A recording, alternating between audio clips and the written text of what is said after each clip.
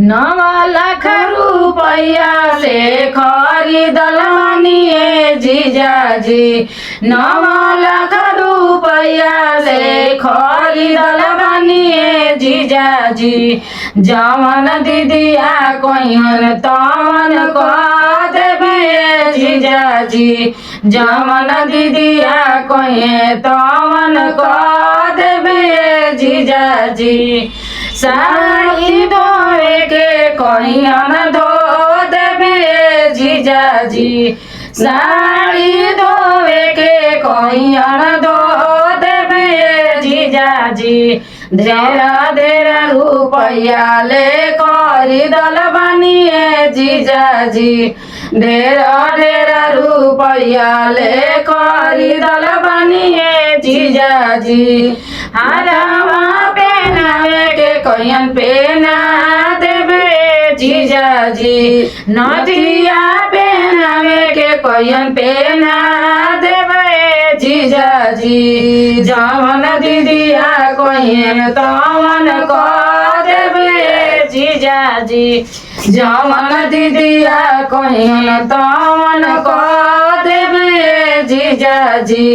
9 लाख रुपया ले खरीदल बानी जीजाजी। 9 लाख रुपया ले खरीदल बानी जीजाजी। जवन दीदिया कहियन तवन कह देबे जीजाजी। जवन दीदिया कहियन तवन कह देबे जीजाजी। टीका पहनावे के कहियन पहना देबे जीजाजी। थाली धोवे के कहियन धो देबे जीजाजी। जवन दीदिया कहियन तवन कह देबे जीजाजी।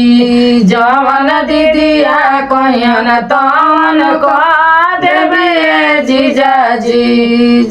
ढेर रुपया ले खरीदल बानी जीजाजी। ढेर रुपया ले खरीदल बानी जीजाजी।